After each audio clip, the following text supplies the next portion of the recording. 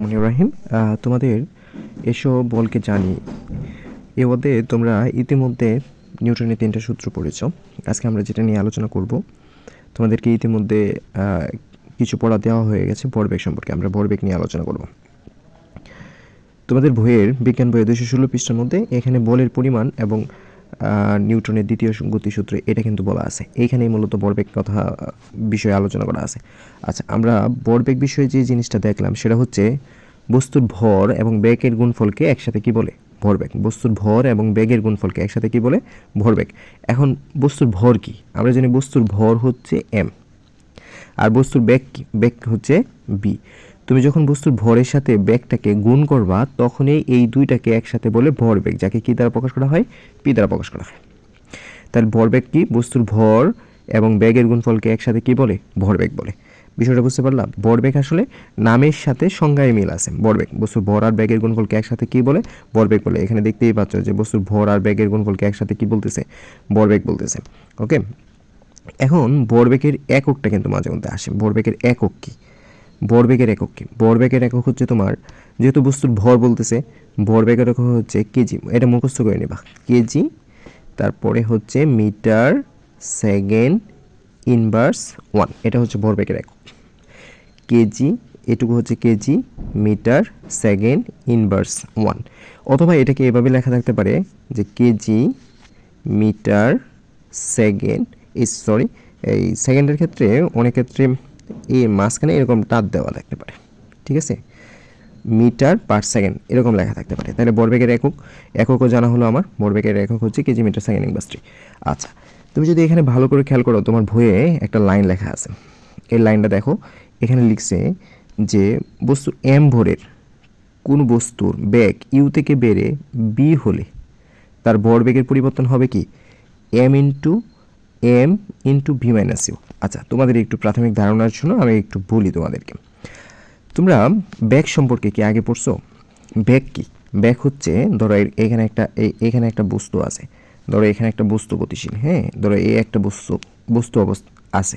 এই বস্তুটা ধরো এই পয়েন্টে আসবে, এই পয়েন্টে আসবে, এই পয়েন্টে আসতে কিন্তু তার একটা নির্দিষ্ট বেগ লাগবে, একটা নির্দিষ্ট বেগ নিয়ে আসবে। তাহলে প্রথম বস্তুটার যে বেগ থাকবে এটাকে বলে আদিবেগ। আদিবেগকে ইউ দ্বারা প্রকাশ করা হয়। তাহলে বস্তুর আদিবেগকে কী দ্বারা প্রকাশ করা হয়?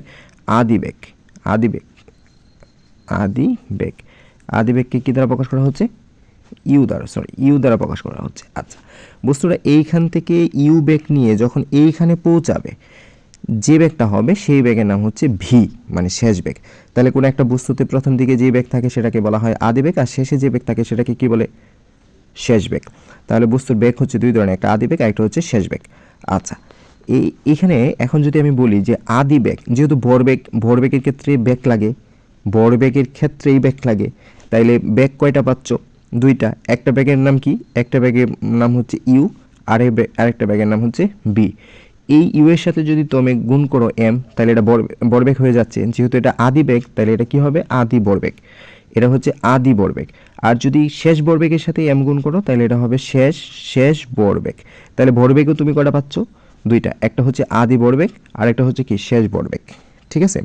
তাহলে একটা আদি ভরবেগ, একটা হচ্ছে শেষ ভরবেগ। এখন তোমার মনে প্রশ্ন থাকতে পারে যে বইয়ের এইটুকু কিভাবে হলো? বইয়ের এইটুকু কিভাবে হলো?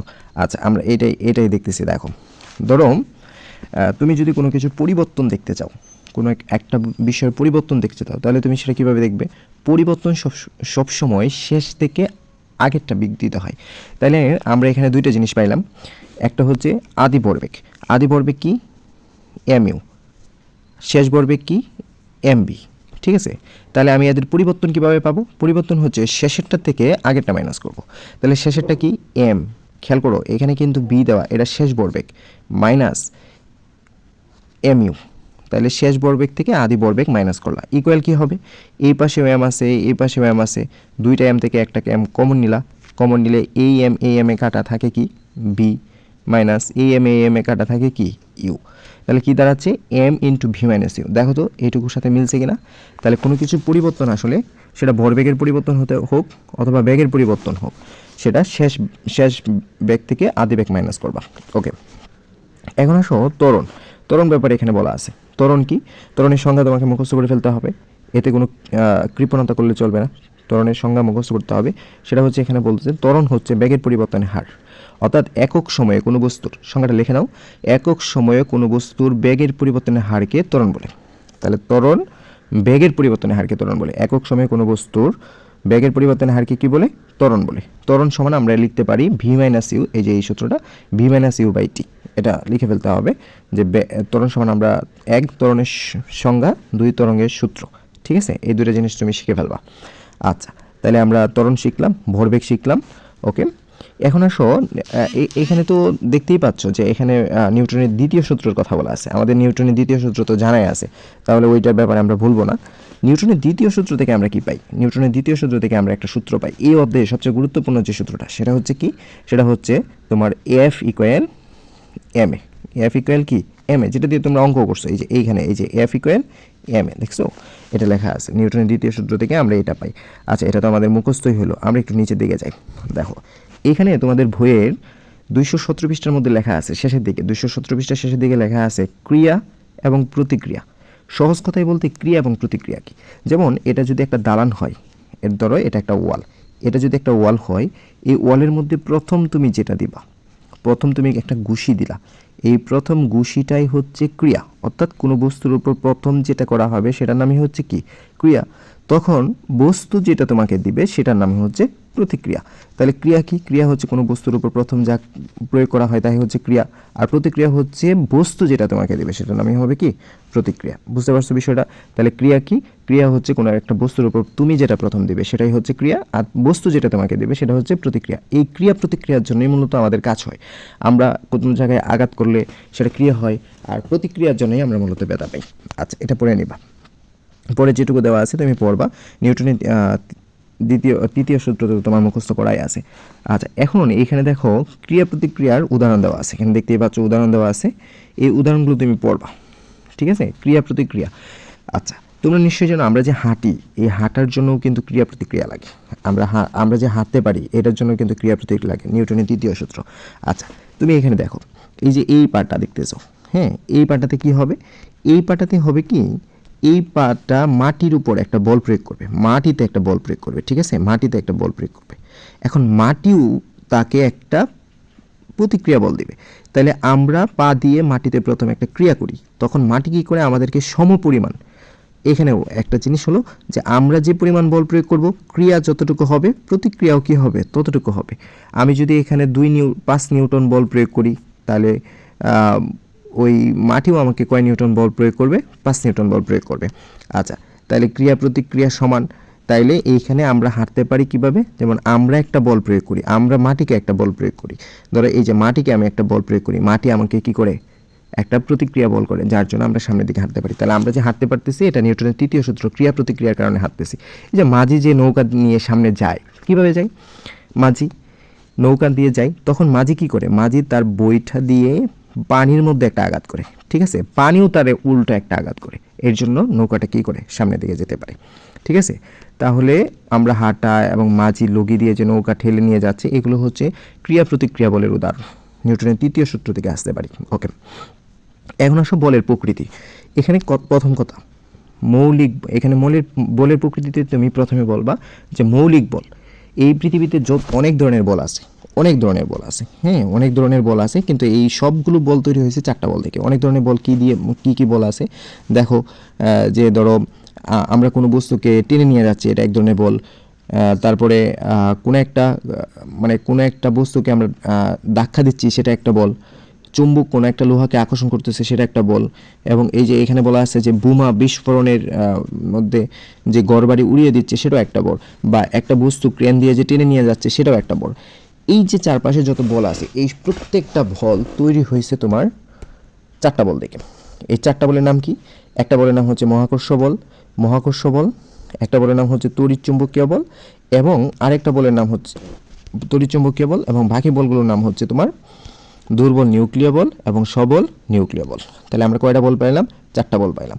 4টা বল কি কি? 4টা বল হচ্ছে, একটা হচ্ছে তোমার মহাকর্ষ বল, একটা হচ্ছে তড়িৎচুম্বকীয় বল, একটা হচ্ছে দুর্বল নিউক্লিয় বল, একটা হচ্ছে সবল নিউক্লিয় বল, যে এখানে লেখা আছে দেখো।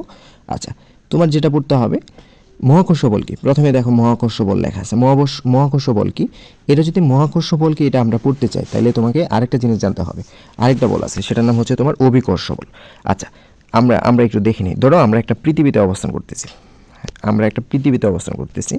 পৃথিবীর কোথায় বাস করি? আমরা ভিতরে বাস করি পৃথিবীর ভূপৃষ্ঠে আমরা বাস করি। এটা যদি আমাদের পৃথিবী হয়, তাহলে পৃথিবীর এই পয়েন্টে আমরা বাস করি। এই যে ঠিক এই পয়েন্টে বাস করি। হ্যাঁ, পৃথিবীর এই পয়েন্টে, এই যে এই সব জায়গায় আমরা বাস করি, ভিতরে আমাদের যাওয়া যাবে না। ঠিক আছে, এরকম চারপাশে আমরা ছড়ায় ছিটা আছি।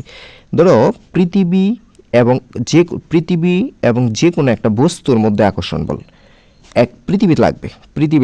পৃথিবী ও যে কোনো একটা বস্তু মধ্যে যে আকর্ষণ বল হবে, যে কোনো বস্তু, সেটা মানুষ হতে পারে, আপেল হতে পারে, কমলা হতে পারে, কলম হতে পারে, খাতা হতে পারে, বেঞ্চ হতে পারে, সেখানে পৃথিবী লাগবে। পৃথিবী এবং যে কোনো দুইটা বস্তুর আকর্ষণ বলকে একসাথে বলে অভিকর্ষ বল। কি বল? অভিকর্ষ। আচ্ছা, তাহলে আমরা এখানে বল পাইলাম অভিকর্ষ বল পাইলাম। ওকে, আচ্ছা, তাহলে অভিকর্ষ বল কি? পৃথিবী এবং যে কোনো দুইটা বস্তুর মধ্যে আকর্ষণ বলকে একসাথে কি বলে? অভিকর্ষ বল। সংজ্ঞাটা লেখো। অভিকর্ষ বল পৃথিবী ও যে কোনো বস্তুর মধ্যে আকর্ষণ বলকে কি বলে? অভিকর্ষ বল। এখন পৃথিবী ছাড়া, ধরো এটা পৃথিবীর মধ্যে যে কোনো দুইটা বস্তুর মধ্যে আকর্ষণ বলকে, পৃথিবী ছাড়া যে কোনো দুইটা বস্তুর মধ্যে আকর্ষণ বলকে বলে মহাকর্ষ বল। এটাকে কি বলে? মহাকর্ষ বল। ঠিক আছে, তাহলে আমরা সংজ্ঞা পেলাম দুইটা, একটা মহাকর্ষ বল, একটা কি? অভিকর্ষ বল। আমাদের এটা মুখস্থ করে নিতে হবে। আচ্ছা, সংজ্ঞাটা লিখে নিছো? এটা লিখে নিবা। এখন আরেকটা জিনিস দেখো, আমাদের আরেকটা বল আছে। কীরকম? ধরো আমরা এটা হচ্ছে আমাদের পৃথিবী। তুমি নিশ্চয়ই জানো পৃথিবী থেকে উপরের দিকে কোনো কিছু নিক্ষেপ করলে সেটা আবার কি করে? পৃথিবীতে ফিরে আসে। এটা কিন্তু সবসময় হবে না। একটা নির্দিষ্ট এরিয়া আছে, এই এরিয়ার উপরে যদি কোনো বস্তু চলে যায়, সে আর পৃথিবীতে ফিরে আসবে না। এখন যে একটা অঞ্চল পর্যন্ত বস্তু পৃথিবীতে ফিরে আসে, সেই অঞ্চলের নাম হচ্ছে তোমার মাধ্যাকর্ষণ বল। ঠিক আছে, তাহলে কোনো একটা বস্তু পৃথিবীতে ফিরে আসে কোন শক্তির কারণে? মাধ্যাকর্ষণ বলের কারণে। এই যে দেখো তোমাদের বইয়ের মধ্যে এটা লেখা আছে মাধ্যাকর্ষণ বল। ওকে, এখানে দেখো মাধ্যাকর্ষণ বল লেখা আছে। তাহলে কোনো একটা বস্তু পৃথিবী থেকে উপরে গেলে সেটা আবার পৃথিবীতে ফিরে আসে কোন বলের কারণে? মাধ্যাকর্ষণ বলের কারণে। এই মাধ্যাকর্ষণ বল কিভাবে কাজ করে? যদি এটা পৃথিবী হয়, পৃথিবীর একটা কেন্দ্র আছে, পৃথিবীর বাহিরের সমস্ত বস্তুকে এই পৃথিবীর কেন্দ্র কি করে? আকর্ষণ করে। যার জন্য কোনো একটা বস্তু উপরে নিক্ষেপ করলে সেটা আবার কোথায় চলে আসে? কেন্দ্রের দিকে চলে আসে। কারণ পৃথিবীর কেন্দ্র সমস্ত বস্তুকে, চারপাশের বস্তুকে কি করতেছে? তার কেন্দ্রের দিকে আকর্ষণ করতেছে। এই জন্য কোনো বস্তুকে উপরের দিকে নিক্ষেপ করলে সেটা আবার কি করে? নিচের দিকে ফিরে আসে। ঠিক আছে, আচ্ছা, এখন পরে হলো তড়িৎচুম্বকীয় বল। তড়িৎচুম্বকীয় বল হলো খুবই সামান্য বা দুর্বল বল। যেমন আমরা একটা চিরুনি দিয়ে, আমরা যদি চিন্তা করি, ধরো এটা একটা চিরুনি, তুমি যদি মাথা দিয়ে চিরুনি কিছুক্ষণ আঁচড়ানোর পরে ছোটো ছোটো কাগজের টুকরাকে রাখো, হ্যাঁ, তাহলে ওই চিরুনি কিছুক্ষণের জন্য ওই কাগজের টুকরাকে আকর্ষণ করবে। ওই আকর্ষণকে বলা হয় তড়িৎচুম্বকীয় বল। ওকে, তারপরে হচ্ছে দুর্বল নিউক্লিয় বল। এই দুর্বল নিউক্লিয় বলের কথা বলা আছে। আমরা এখানে যে চারটা বল পাইলাম, এই চারটা বলের আমরা যদি ক্লাসিফিকেশন করি, তাহলে এক নম্বরে কি হবে? কার শক্তি সবচেয়ে বেশি হবে? আমাদের স্ক্রিনে এখানে চারটা বল দেখা যাচ্ছে। ঠিক আছে, ওকে, চারটা বল, এই যে চারটা বল দেখা যাচ্ছে। তাহলে আমাদের এক নম্বরে কি হবে? আমরা চারটা বল জানি। চারটা বল হচ্ছে তোমার, একটা হচ্ছে মহাকর্ষ বল, একটা তড়িৎচুম্বকীয় বল, একটা হচ্ছে দুর্বল নিউক্লিয় বল এবং সবল নিউক্লিয় বল। এই চারটা বল হচ্ছে মৌলিক বল। এদের মধ্যে সবচেয়ে শক্তিশালী বল হচ্ছে সবল নিউক্লিয় বল। তাহলে এটাকে এক নাম্বার। তারপরে হচ্ছে তোমার সবল নিউক্লিয় বলের পরেই হচ্ছে তোমার দুর্বল নিউক্লিয় বল। ওকে,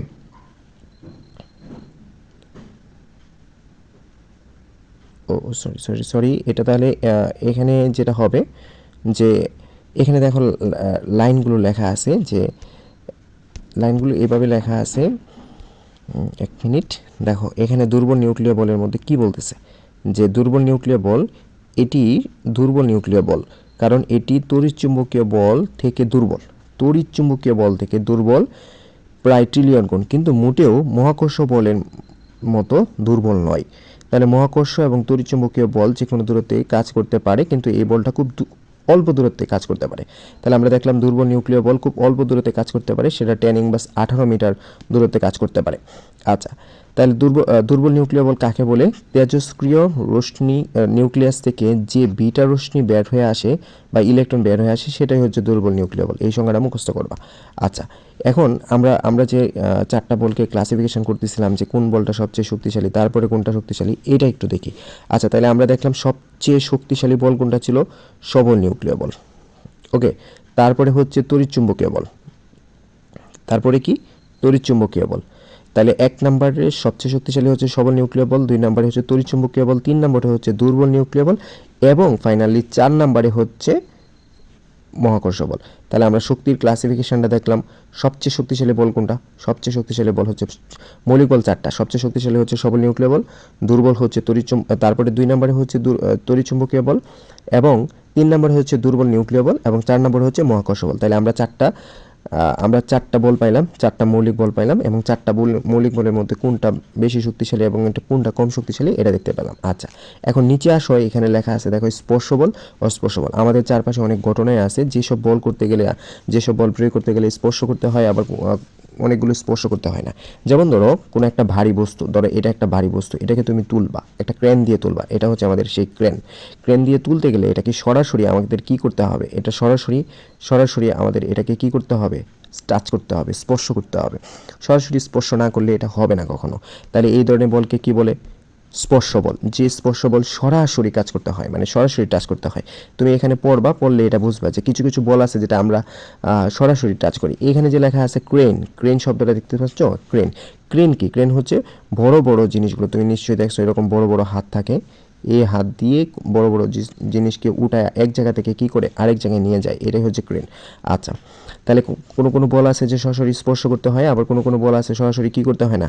স্পর্শ করতে হয় না। যাদেরকে স্পর্শ করতে হয় তারা স্পর্শ বল, যাদেরকে স্পর্শ করতে হয় না তারা অস্পর্শ বল। ঠিক আছে? যেমন একটা চুম্বকের কথা ধরি, ধরো এটা একটা চুম্বক, হ্যাঁ, এটা একটা চুম্বক। তো চুম্বক কি হবে? চুম্বক একটা বস্তুকে আকর্ষণ করবে, বলো এটা কি সরাসরি যে টাচ লাগতে হয় নাকি আগেই আকর্ষণ করে? এটা আগেই আকর্ষণ করে, তাহলে এটা স্পর্শ করতে হয় না। তাহলে স্পর্শ বল হচ্ছে যে বল সরাসরি স্পর্শ করতে হয় স্পর্শ বল, আর যেটা স্পর্শ করতে হয় না তাটা অস্পর্শ বল। আচ্ছা, এখন আসো ঘর্ষণ বল। এটা খুবই গুরুত্বপূর্ণ তোমার পরীক্ষার জন্য, এটা খুবই ইম্পর্টেন্ট। এটাকে স্টার মার্ক করে রাখতে পারো, এটা আমাদের পরীক্ষার জন্য আসবে। ঘর্ষণ বলটা কি? ঘর্ষণ বল হচ্ছে কোনো একটা তলের উপর দিয়ে চলার সময়, আমি সংজ্ঞাটা বলতেছি, সংজ্ঞাটা লিখে নিও, যে কোনো একটি তল অন্য একটি তলের উপর চলার সময় যে বাধার সম্মুখীন হয় তাকে ঘর্ষণ বল বলে। একটি তল দিয়ে অন্য একটি বস্তু চলার সময়, মানে একটি তলের উপর অন্য একটি তল চলার চেষ্টা করে বা চলার সময় যে বাধার সম্মুখীন হয় তাকে কি বলা হয়? ঘর্ষণ বল। ঘর্ষণ বলটা একটু খেয়াল করো। তুমি ধরো এই যে এইখানে যে চিত্রটা দেখতেছো, তোমার মনে হইতে পারে এইটার যে তলটা আছে এটা মনে হয় খুব মসৃণ। আসলে না, বাস্তবে এগুলো মসৃণ না, এইগুলো মসৃণ না। তুমি যদি এই পাশে দেখো, এই যে দেখো, এই মসৃণ অংশটাকে তুমি যখন মাইক্রোস্কোপে দেখবা তখন দেখো এরকম এবড়ো থেবড়ো জায়গা থাকবে, তাইলে তুমি ধরো এই যে একটা তল আছে, ধরো এখন এটার যদি এরকম এবড়ো এবড়ো জায়গা থাকে, তাহলে তুমি আরেকটা বস্তু দিয়ে এদিক দিয়ে নেওয়ার সময় নিশ্চয়ই এই এবড়ো তেবড়ো জায়গার মধ্যে কি পাবে? বাধা পাবে। তাহলে বাধা পাইলে তো সেটা যেতে পারবে না। এই যে বাধা যে পাচ্ছে, মসৃণ তলের মধ্যে যে বাধা পাচ্ছে, সেটাকেই বলা হয় কি? ঘর্ষণ বল। তাহলে ঘর্ষণ বল হচ্ছে কি? একটা তল দিয়ে আরেকটা বস্তু চলার সময়, একটি তল দিয়ে অন্য একটি তল চলার সময় যে বাধার সম্মুখীন হয় সেটাকে কি বলা হয়? ঘর্ষণ বল। আচ্ছা, আমরা জানি প্রযুক্ত বলকে ক্যাপিটাল এফ দ্বারা প্রকাশ করা হয় আর ঘর্ষণ বলকে ছোট হাতের এফ দ্বারা প্রকাশ করা হয়। ঠিক আছে? আচ্ছা, ঘর্ষণ বল হইল আমাদের। এখন ঘর্ষণ বল হচ্ছে এটা ঘর্ষণ বলের প্রকারভেদ, 4 ধরনের ঘর্ষণ বল আছে মুখস্থ। ঘর্ষণ বল 4 ধরনের, কি কি এখানে লেখা আছে দেখো। স্থিতি ঘর্ষণ, তারপরে গতি ঘর্ষণ, আবর্তন ঘর্ষণ, প্রবাহী ঘর্ষণ। মুখস্থ করে ফেলবা। ওকে, একটা যদি সম্ভব হয় একটা করে সংজ্ঞা যদি মুখস্থ করতে পারো তাহলে সেটা আরও ভালো হয়, হ্যাঁ, আরও ভালো হয়। আচ্ছা, তারপরে দেখো ঘর্ষণ, এই যে ঘর্ষণ কমানো যায় বাড়ানো যায়, এখানে লেখা আছে কিভাবে ঘর্ষণ কমাইতে পারো। ঘর্ষণ মানে হচ্ছে বাধা, হ্যাঁ, 2টা বাধা। আচ্ছা, এখন একটা জিনিস গুরুত্বপূর্ণ, সেটা হচ্ছে এইখানে দেখো স্পষ্ট বলা আছে যে ঘর্ষণ হচ্ছে প্রয়োজনীয় উপদ্রব। ঘর্ষণ, এখানে দেখছো লেখা আছে ঘর্ষণ একটি কি? প্রয়োজনীয় উপদ্রব। তার মানে কি? উপদ্রব মানে কি? উপদ্রব মানে হচ্ছে যেটা ভেজাল, যেটা ঝামেলা সৃষ্টি করে। আবার এটা প্রয়োজনীয় বলতেছে, প্রয়োজনীয় মানে যেটা ছাড়া হবে না। তাহলে প্রয়োজনীয় উপদ্রব কীরকম? আচ্ছা, এখন আমরা আসি। তোমরা নিশ্চয়ই দেখছিলাম আমরা যখন হাঁটতেছিলাম, আমাদের এখানে যখন হাঁটতেছিলাম তখন রাস্তার মধ্যে আমরা একটা বল প্রয়োগ করছিলাম। আচ্ছা, তুমি বলো পিচ্ছিল অবস্থায় পিচ্ছিল কোনো জায়গা থেকে আমরা হাঁটতে পারি না? হাঁটতে পারি না। কেন? কারণ সেখানে আমরা স্লিপ খেয়ে পড়ে যাই। এই জন্যই পড়ে যাই কারণ পিচ্ছিল কোনো জায়গার মধ্যে, ধরো একটা পিচ্ছিল জায়গার মধ্যে আমাদের ঘর্ষণ বল কম থাকে, ওই রাস্তার মধ্যে আমাদের ঘর্ষণ বল কম থাকে, যার জন্য আমরা কি করতে পারি না? ঠিকমতো বল প্রয়োগ করতে পারি না, যার জন্য মাটিও আমাকে বল দিতে পারে না, আমরা ওই জায়গায় হাঁটতে পারি না। আচ্ছা, তাহলে ঘর্ষণ বল আমরা হাঁটার জন্য তাহলে কি বল লাগবে? ঘর্ষণ বল লাগবে। তাহলে ঘর্ষণ বল ছাড়া আমরা হাঁটতে পারবো না, তাহলে এটা অবশ্যই প্রয়োজন, এটা ছাড়া আমরা হাঁটতে পারবো না। আচ্ছা, তাহলে অপ্রয়োজনটা কি? এখন আসো আমরা আমাদের যে যন্ত্রপাতি আছে সেই যন্ত্রপাতিগুলো নষ্ট হয়ে যায়, খুব দ্রুত নষ্ট হয়ে যায়, সময় যাওয়ার সাথে সাথে নষ্ট হয়ে যায়। এই নষ্ট যে হয়ে যায় এটা মূলত হয় ঘর্ষণের কারণে, কারণ যন্ত্রপাতির পার্টসগুলো একটা একটার সাথে ঘর্ষণ লাগতে লাগতে কী করতে থাকে? ক্ষয় হতে থাকে। তাহলে এই দিক থেকে আমাদের ঘর্ষণ আমাদের কী করে? ক্ষতি করে। তাহলে ঘর্ষণ আমাদের যেমন ক্ষতিও করে, ঠিক আমাদের উপকারও করে। এই জন্য এটা একটা প্রয়োজনীয় উপদ্রব, এটা কিন্তু পরীক্ষায় আসবে, অবশ্যই এটা মুখস্থ করে নিতে হবে। তাহলে এখান থেকে আমরা যে বিষয়গুলো পড়লাম সেগুলো অবশ্যই তোমার পড়া থাকবে। ধন্যবাদ তোমাদেরকে।